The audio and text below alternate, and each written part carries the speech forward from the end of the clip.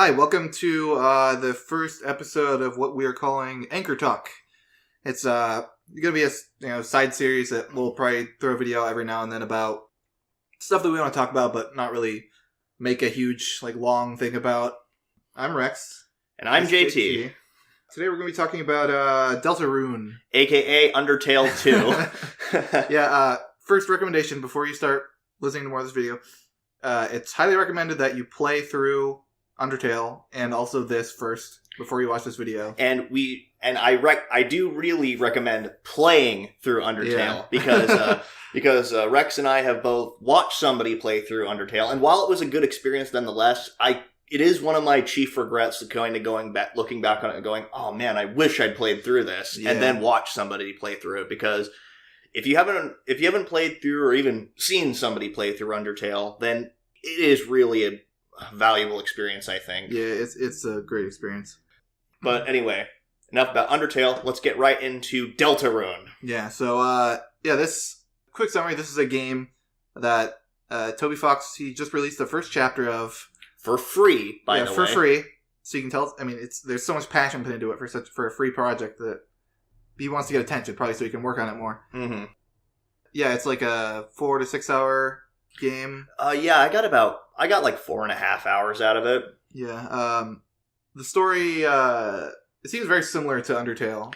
Yeah, kind of setting up as sort of it's pretty typical, fantasy RPG kind of story, where there's a world of light and a world of darkness. Ooh. Yeah. But first we're going to talk about the gameplay. Okay, so, and compare and contrast, I guess, what we liked about the original game and how they kind of improved on it here. Mm-hmm. So, here's what's the same.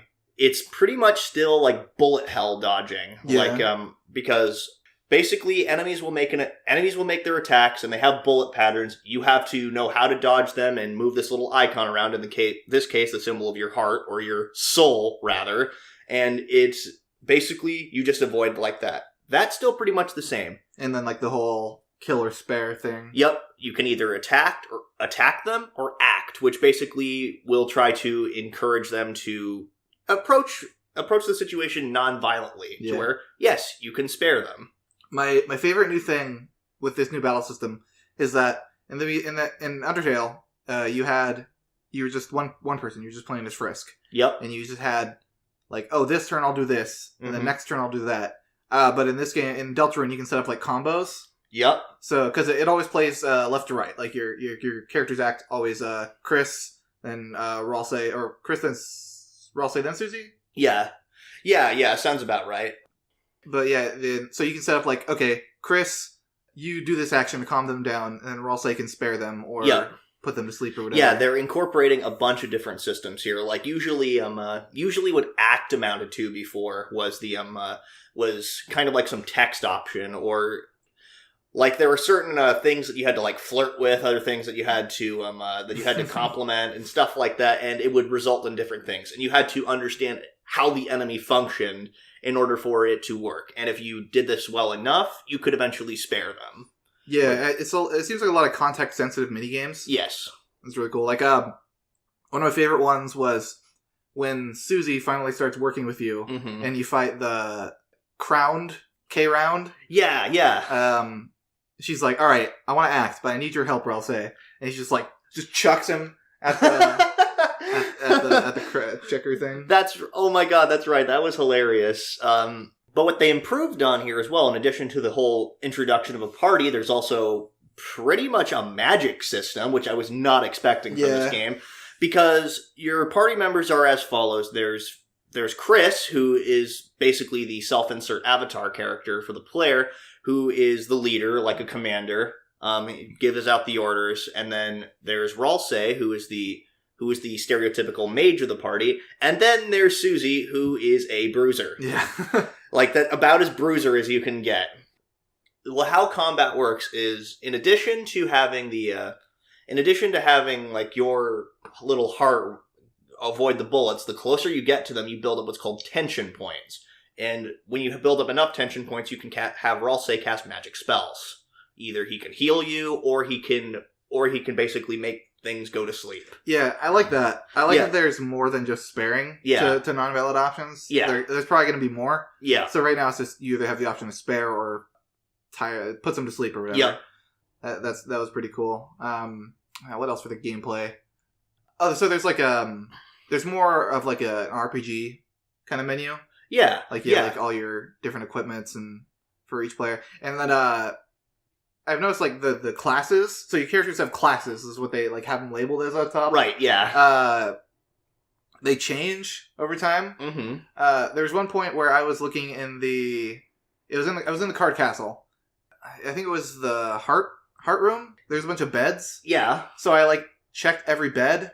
And then I checked my character profile, and Chris's title changed to Bed Inspector permanently.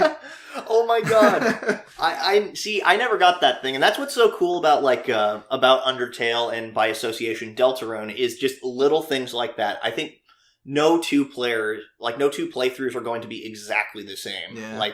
And just little things like that just add to the flavor of it. Did you find anything like that? I can't remember right off the top of my head. So I found another one that appeared for like 2 seconds when I was looking through my menu. I went to my equipment screen and then I was checking Chris's stats and it was like cuteness and then the one below just said dog or dogness or something. What? And then I went over to the right and I was like, wait. And I came back and it was gone. Oh my god! Like, what the? Am I crazy right now? No. Yeah, I mean, I was like, that's just Toby. Yeah, that's just Toby Fox doing Toby Fox things. But yeah, the gameplay in this game has I enjoyed the gameplay in Undertale. It looked like as somebody who never watching the gameplay. Yeah, as someone who hadn't really played the game, I thought it was a lot of fun to watch, and actually experiencing it this time around with all these new mechanics, it just made me go, oh wow, this is such an improvement. Yeah, it's just like a much more polished version of the first game's battle system. Which I think is what a sequel ultimately should try to do. Mm-hmm. Take what was good about the original game and then try to improve on it. Yeah. So I thought that was all really cool. But, so that's probably all we can talk about gameplay. Next up, talking about the music and the art. All right, so I love the music! The music, okay. Toby Fox is pretty much a musician first and a game designer second, pretty much. Haven't you said that before, in the past? Toby Fox is mainly a musician, which that really shines here. And the music in this game, I'm trying to think of, I can't really place any of the names of the tracks, but I don't remember. There is one thing. In Undertale, the music was really good, too. I mean, again, same person, same composer, so that makes sense. One of my favorite personal tracks, aside from Megalovania, I'm sure everyone likes Megalovania. My personal favorite track is "Hopes and Dreams Save the World." The spoiler warning for Undertale against the final fight versus Azrael. Oh yeah, the final fight. Yeah, exactly. Yeah, that was pretty good. Pretty good song. But in the town overworld, when you're just exploring the town, it's a rendition of that song, a kind of slowed down, more melodic version of it. Yeah, a lot of the music in Deltarune, at least in this first chapter, is remixed songs from Undertale. Yeah, that's which I don't have a problem with. It's still really good music. Yep. I think my favorite track in the game is probably in the first chapter is probably the battle music. Oh yeah, the battle music is really good. Yeah. But then again, you kind of have to do that with an RPG, JRPG style game because you're going to be fighting a lot. The music had better be good. Yeah, either make it a really good loop or change the battle music every once in a while. Yeah, exactly. It's kind of like Persona 5's battle music. It had to be good because it's so catchy. I loved it. I didn't even play that game and I had that music stuck in my head for weeks. Yeah. Just because I was adjacent when you were playing it for 120 hours or whatever. Yeah, I completed 2 playthroughs of that game, managed to platinum trophy that, but enough about Persona 5. So maybe talk about that another time. The art is... I love the sprite work. I love good sprite work so much. Yeah, the art style and sprite works remains pretty much the same. We saw... It's a little more... refined? It's a little more complicated. Oh yeah, yeah. The Undertale sprites were a little simpler. Mm-hmm. Even Chris's sprite looks a little bit more complicated than Frisk's was. Yeah, they're more. There's more proportions there. Yeah, there's more proportions, and there's actually it looks a little less 2-dimensional. Like I guess the best way to describe it, it's sort of like going from 8-bit to 16 bits. Yeah. Yeah. And there's also combat sprites, which Yep. Frisk didn't have in Undertale. Yeah. The combat sprites, like Chris in this case pulls out a sword. Yeah. Oh man, I love the outfits that everyone has. Like Chris has like this silver armor. Yeah, silver armor, sword, a little red cape hanging over their back. And Susie has like this punk rocker outfit. Yeah, and then Ralsei is just like a long green robe, wizard hat. And I thought Ralsei looked like a bug at first. like kind of like a fuzzy spider face. Yeah, he kind of does. Yeah. He kind of does, but he doesn't look like the spiders at all in Undertale. Oh yeah, those are different spiders. Yeah, those are totally different spiders. Speaking of spiders, there's more bake sales in this game. Oh, that's right. There is the bake sales. Like there was the save point was like the power of reoccurring bake sales inspires you with determination. It doesn't say determination. It doesn't. That is a good point. It does not say determination. Yeah. But yeah, the sprite work in this game is a lot more improved. I think something you'd pointed out actually, like the sprites actually will gradually change depending on how you play the game. Like you pointed out, like Susie's sprite actually changed towards the end of this chapter. Yeah, because most of the part through the chapter, she just has like her hair down in the sprite, and the only time you can ever see her eyes is when she's like surprised or angry. Yeah. But yeah, near the end of the chapter, she actually like has her hair out of her eyes, and she's at least okay. We both played through the pacifist playthrough. Yeah, if we want to play a genocide run, we'll play a genocide run after we complete the pacifist run. But yeah, she actually like starts opening up and talking to you more, so her sprite actually changes and her hair gets out of her eyes. Yeah, and that was a really cool little detail, and it's just little things like that is really cool to watch in these games. Last but not least, let's talk about the story and characters. Yeah. So nothing special. Nothing. It's like Undertale. Okay. Undertale started off as kind of like a generic story, and then kind of built up into something. A world of monsters and a world of humans and blah blah blah. This seems to be more the same, where it's just starting off as kind of like a basic plot line, and it's probably going to build into something better. Yeah, sort of like a light world and dark world. Like it's a very simple starting plot, but with Undertale and Deltarune again by proxy, nothing is ever completely as it seems, and nothing.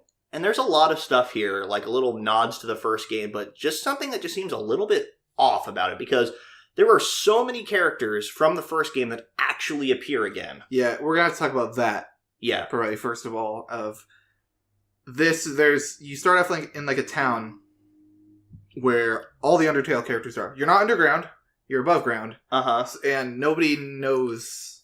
Yeah. Nobody seems to know what happened in the previous game. So this could either be some kind of prequel. It could be like a prequel or an alternate universe. It could be like I don't really think it is, but it could be like Asriel's first life, maybe back before he became Flowey. But I think it's just some kind of alternate universe situation. I think so too. But knowing Toby Fox is probably going to tie into the main game somehow. It has to.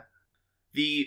The general story as far as actual plot goes, in the Dark World, there are supposed to be three quote unquote Lightners, people from the Light World. There's a human, 2 Lightners and 1 Darkner. Yeah, there's a monster, a human, and a Prince of the Shadows. Mm-hmm. And those roles are perceived as Chris is the human, Susie as the monster, and then Ralsei as the Prince of Shadow. And you actually pointed out, it's like you thought he was a girl at the end. I just had it in my head like, he must be a girl. And then I was like, no, it's like he actually calls himself Prince, but I guess you could argue that in the Vampire the Masquerade universe, they call themselves princes. Yeah, he's probably a guy. I imagine so Asriel is an anagram of Ralsei. Yeah, I thought so too.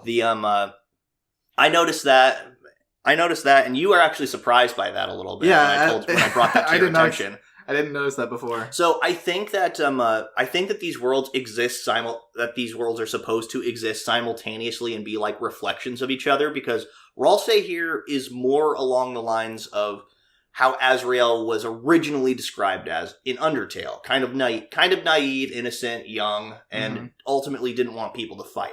before he became Flowey, before he started going completely insane, this is a little bit more true to form of what I expected Azrael to be originally.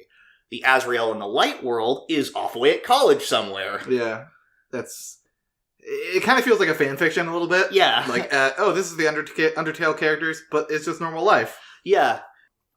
I don't know exactly what's going to be going on here from this point forward. From this point forward. My guess is that going forward, there's going to be...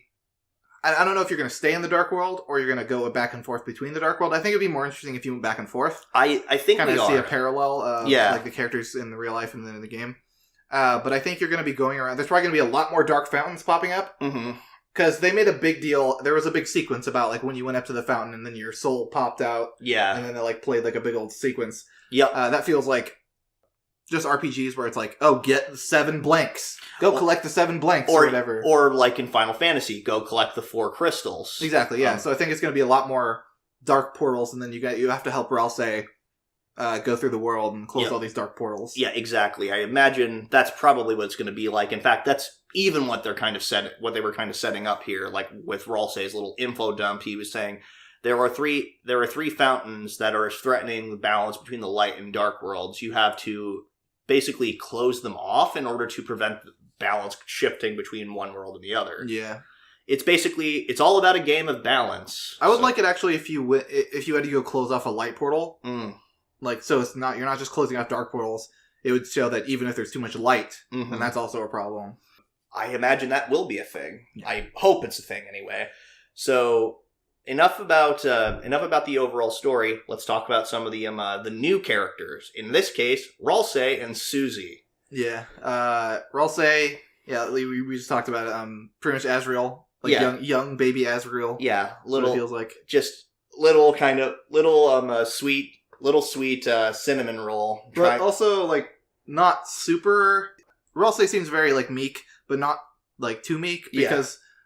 When Susie ends up attacking the crown for the first time, the K-Round, Ralsei's like, hey, can you stop doing that? Yeah, he's actually willing to kind of stand up for himself and actually say, hey, no, this is a bad idea. He even calls her out later, and says something to the effect of, see, I told you this was going to happen. Exactly. But yeah, for the most part, it just seems like kind of a whiny baby most of the time. Just at least try to act like a hero. And then there's Susie. I was not expecting to like Susie as much as I did at the end of the game. I was just expecting her to be like an overly violent, for lack of a better term, bitch throughout most of the game. And she's just going around like punches first and asks questions while punching. Yeah, I was worried that the whole game was going to be you going around with Susie and Ralsei, and you'd have to warn the enemies every time. Yeah. Eventually that got tedious, but at the point where it got tedious, they stopped doing it. Yeah. In my opinion. Because I think it was when Susie leaves the party, and then she comes back, and then she stops doing that. Yeah, she says, all right, look, I want to at least try and be better. They did a sort of redemption right for this character, and it felt all the more worth it. If it's... Like I said before, it's nothing amazing. Yeah. But the personality they put into the characters, it feels rewarding, and I enjoyed seeing Susie go from cold, heartless, I'm gonna bite your face off, bitch. Yeah. To like kind of tsundere. Yeah, kind of begrudgingly accepting her role. Like clearly she cares about people, but she doesn't want to show it. So I like at the end when Ralsei takes his hood off. Yeah. Susie has like this face on. She has this face of like, oh, he's hot. Like he's that's okay, dude. Yeah, that was hilarious. The other really cool thing about Susie is like we get to see. I almost imagine if you'd played the game more violently, you could see her becoming a lot more violent. Yeah, probably. Like she'd just probably say something along the lines of "Tell me who to hit." Like just tell me who to hit and I'll do it. Pretty much. Which again, it's not a bad way to go about it. This character is kind of simple, but you get attached to them nonetheless. Yeah, the writing is really good in Undertale and Deltarune. One of the funniest moments is when Susie officially joins the party. Yeah. They play this fanfare like stereotypical like RPG so and so's joined the party, and then Susie kind of just looks and then just walks off screen, and then it like pitches it down a little bit, and then it says, and then it's like safely from a distance so that nobody can be associated with her. Yeah. That's always the great thing about these games. Like, sure, it's like it's clearly obvious like what these games are paying homage to, like games like the original Final Fantasy and stuff like that. But at the same time, it puts so much passion into those that it knows exactly how to mock them. And charming is the best word I can use. Yeah, for it. Charming. These games are charming. First and foremost. That's really all I have to say about it. But the thing I think that is the most troubling is the fact that nobody really knows who you are, but you as Chris, or at least maybe you as the player, seem to recognize these characters and find it kind of bizarre that they don't recognize you in turn. There are some characters like if you talk with Undyne and Alphys, that you notice how because it was a big point that in the original game those two were a couple. You talk about them, and it's like they don't even recognize each other. They don't even really know each other. I want to know what you mean about Chris finds it weird, because like I never really got any introspective on what Chris feels like. Well, I said that's why I meant to say kind of you as the player. Oh, okay, gotcha. Since Chris is supposed to be like your self-insert avatar. Along those lines, Sans actually, like when you go and talk to him, he kind of like he winks at you every once in a while when saying like I don't know you or. He kind of just alludes to he has I mean, because in the first game, Sans knew everything that was going on. Yeah, Sans was basically a time-traveling cop. Yeah, and in this one, he probably knows more than he's letting on. Like he always does, because that's Sans.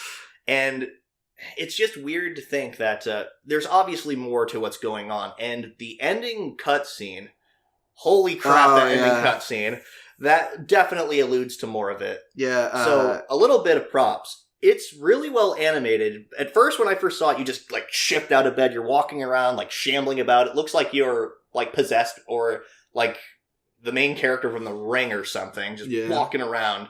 Then all of a sudden, the character just rips into their chest, takes out their heart, and then throws it in a cage. Yeah, that whole sequence is animated so well. Like, as soon as they, like, punch it into their chest, you see, like, the agony on their face. Yeah. Like, even it's just a pixel... a pixelized character, and you can see all the agony on their face. And then they, like, turn around, and their eyes glow red, and they pull out the knife. And you're like, oh, shit, it's Chara. Kara. Kara, that's right. Character. Yeah. It's supposed to be. But, yeah, probably. I looked it up a little while ago, and the color scheme of Chris's outfit is actually the exact same as Kara's outfit.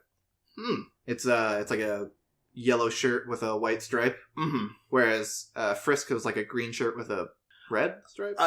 Frisk's was like a purple shirt, but had a yellow stripe on it. Okay. Kara's was a green shirt with a green shirt. Yeah, that's what it was. Okay. Yeah, and I thought that was interesting too. So it makes me wonder. The whole point of Undertale was that you were frisked, but unless you played through the genocide run, that was basically like Kara taking control of your avatar. You were basically becoming more and more like Kara.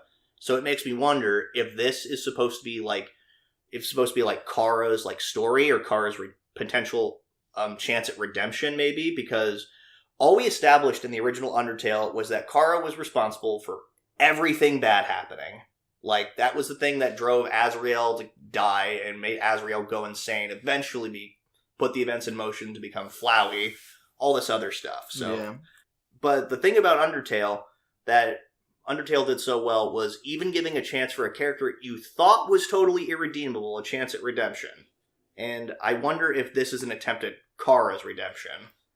Yeah, because the theme in Undertale has always been about forgiveness. Yeah. Like, that's the main theme of it. And in this game, it seems to be progressing more of the same. Mm-hmm. At least from this first chapter. Yeah. Again, only one chapter's come out. And I cannot wait. I hope the next chapter or the full game comes out here pretty soon. I will definitely buy it day one as soon as it comes out. I absolutely. I will do the exact same thing. Soak a few days into it, probably playing through, getting everything. Yeah. Speaking of everything, in this first chapter 1, there's a secret boss. Oh, man, the Jevil. So they put all the pieces there, but just to summarize, Sham, the shopkeeper, was the court wizard. Yeah, he was the court. He was originally the court wizard, and he was good friends with the court jester, aka the thing that would now become the Jevil. Yeah, and so the knight showed up, which is alluded to as this character that Lancer's dad talks about. Yes, like the knight came in and locked all the way, like 3 of the kings or whatever. The knight talked to the jester, and then after that, Sham was saying that he started saying a lot of things that didn't make sense, but he also started saying a lot of things that didn't not make sense. Yeah. But the king was like, "That's dangerous.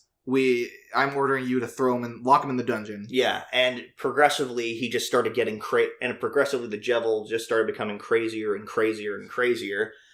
He's almost like I wouldn't be surprised. He's almost like Kefka from Final Fantasy VI. Just kind of like disillusioned with the world. Yeah, and also just literally a mad jester. Yeah, because because Kefka in Final Fantasy was a court mage and entertainer who had a fair degree of magic, but then eventually what happened to him was he was forced into these experiments to amplify his magic power, and that drove him completely insane. And throughout the game, he just goes down this downward spiral. Yeah, so that fight was a pain in the ass. Oh man, it was hard. It took me at least 6 or 7 tries, and there were some fights it was intentionally made to distract you. Like, you see, like, the sprite appear around the boxes and shoot stuff at you while there was other stuff already going inside the box. You're like, oh my god, I can't focus on this. They did such a good gameplay decision if after you lose to him, and you saved right outside and you hit continue, you just walk back in and the fight just starts. Yeah. Immediately. There's no the dialogue. They know that you're probably doing this for like your 5th time. It's not such a good idea. But, I mean, contrast that with the final fight in Sans in the Genocide run, where it was this dialogue is kind of sped up and stuff, but he's intentionally, like, kind of trying to piss you off. Oh, yeah, he taunts you every time. It's like, that's the look of a person who's died, like, 5 times. Yeah, that's pretty good. So, yeah, the Jevil was a really difficult fight, but a fun one. And it felt oh so triumphant when you finally were able to beat him. It makes me wonder if that's only supposed to be, like, a starting point, or if there's supposed to be beings like him that are even stronger. Or I think it would be really cool if they put in a lot more of the fights like that. Yeah, like a lot more secret, really hard fights, because it's just fun. It's a blast. I mean, and that's always the point of JRPGs. There's always a secret boss that is always ridiculously challenging and will put you will drive you completely crazy, but there's always some great reward for when you finally overtake it. And plus, it's not just nice to say, holy crap, I finally beat it. Yeah, so a side note to the Jevil, I looked it up, and if you get different items based on if you pacify or kill him. Yes. If you pacify him, he tells you, like, okay, I'm going back to sleep, but there's going to be some bad shit happening. Then he gives you the tail, which is an armor. Yeah, it's like the best armor for your character in this game. Yeah, in this game. Yeah. And if you kill him, he gives you the Jester's knife, I think it is, which is Devil's knife, maybe, which is the best weapon for Susie. It's clearly trying to cater to the idea that Susie's supposed to be like the violent, I'm going to kill everything one. Mm-hmm. And real last quick going back, I want to talk about Lancer really quick because I love him. Lancer, I mean, he feels like the same role of like Sans Papyrus kind of thing. Because Susie after Raziel or however you say his name, Ralsei tells her off, just try to be a hero. He's like, I could try to be a hero. Or I could just say basically screw all that and become a bad guy instead. And so she teams up with Lancer, who is just like this kid on a bike, pretty much. He's a precious bean. Yeah. And basically, they're the two of them, they're just as incompetent as Sans and Papyrus were in the first game. Yeah. I love their, like, whenever they just laugh and run away. Yeah. Go back to sprite work really quick. I love that sprite work on Susie's laugh. Yeah. She really covers her eyes and leans back. It's terrifying. Just, you want to see how to be scary? It's like this. And Rule's card is I was thinking a while ago because I was like, I can't figure out his name. It's like Ruxul or Ruxul, and then I looked at it again and I was like, oh, okay. What? Yeah, it's Rules Card is what his name was. Oh, okay. Yeah, he was another funny character. Yeah, lots of funny characters.